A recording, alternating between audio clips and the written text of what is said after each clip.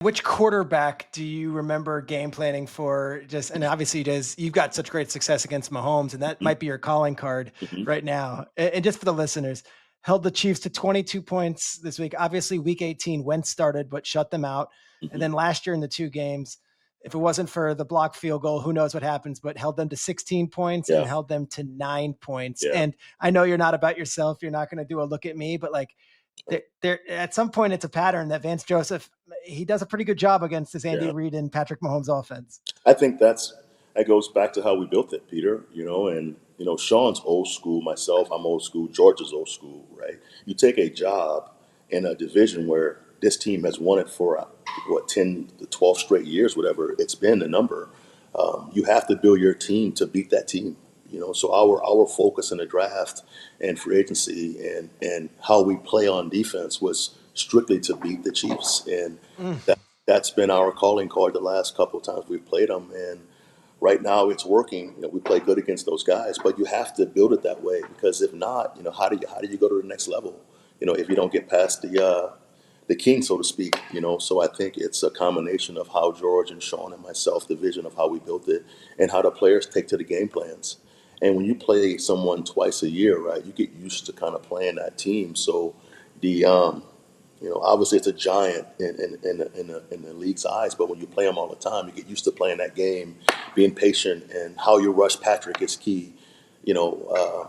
So it's been good to us. But man, watching him play Sunday, I mean, that quarterback would not go away, and you see his eyes.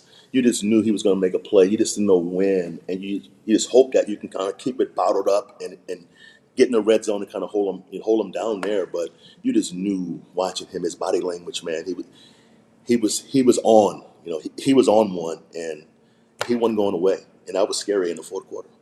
and the irony was he used to own the Broncos for Right, years, right. and now it's kind of tilting the other way. His first My, start, Peter, was against me in was it that week 17 week game? 17 and 18, and Week 18. I I remember didn't he know. played. Alex Smith was resting. Absolutely. I watched the kid play in college, and we evaluated him, and obviously we knew who he was. But that game, the first third down, he threw a seam ball, and I'm thinking, oh my God, I what the believe it was oh, like a look away. He yeah, almost like his body goes a come on, different way. And man. Yeah, that clip made the rounds all the next offseason because he got the starting job. They moved on from Alex Smith, and they're like, did you watch him in that meaningless game for them that yeah, they had already clinched a playoff spot? yeah. He was unbelievable. That throw, and overall, we couldn't get him on the ground, right? We had Von Miller and Shaq Barrett. We had some great rushers, right? Shane Ray. We could not get him on the ground that day. And I thought, oh my God, we're in trouble. Then next year, in 18, we got him beat at our place. That's when he threw the ball with the left hand, right? That Left was hand, that was the Monday start Night of, Football. yeah, I mean, the left-handed pass when Vaughn was chasing him and diving at his heels, he throws the ball left-handed.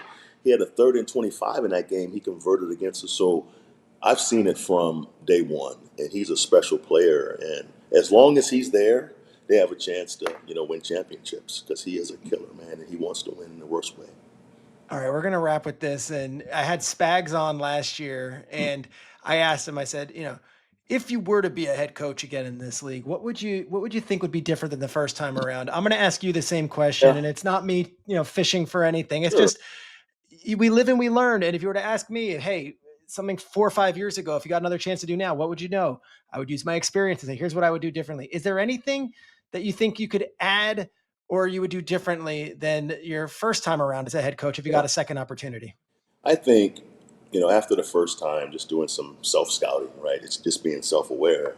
I thought with my first job in Denver, obviously defense was fine, right? I think the overall philosophy of building a team, I was chasing the wrong thing.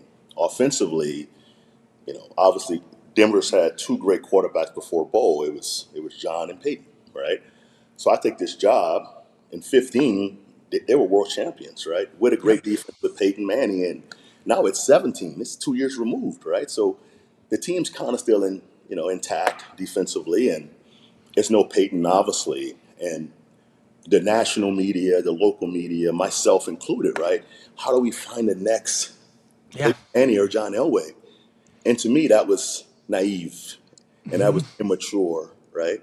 I should have spent my time on, again, playing great defense, right?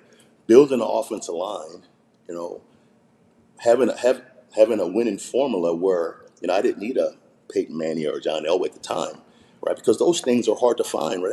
That's unicorns, right? And you need obviously picks and lots of money and some misfortune to kind of pick those guys in the top five, and we wasn't there. So to chase that unicorn, right? Before I chased building the O line, let's run, Mm, or let's take care of the football, let's play defense, right? The defense was still top 10, but I thought I missed a mark on that, right? I was chasing something that was really hard to acquire versus fixing O line, which was real, right? We could have fixed O line and ran the that ball was more a efficient. more realistic thing you That's more could real. make better. That's what I could have gotten done and still had a great product and won games, which would have bought me time to find a quarterback, right? But I thought I missed the mark there, and I regret that. But I learned from it, and again, watching how Sean has built this team has been for me, a master class on how to build a team around what you have and how to win each game differently until you acquire that player. Even before Bo Nix got here, should have been a playoff team.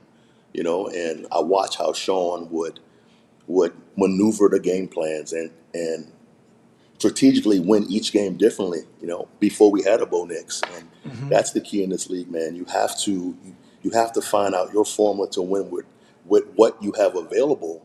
And that only just gives you time, it buys you time to fix the major problems, which for me was the quarterback. But it was too much focus on that and not enough focus on winning around that issue until we had more time to kind of find it. And that It's I, a great I answer. regret that, but that's the truth, and I can admit that, and moving Well, forward. I don't think there would be any shame or fault in that when everyone says you can't win without a quarterback. Well, Right. we can, but Yes. until we get that quarterback, Right. let's not put all of Right. our faith in You whatever can't that's do going to that. be. You can't do that, and that's a cop out. You can win in this league with a good football team doing it the right way, with the right formula to win, and that I learned.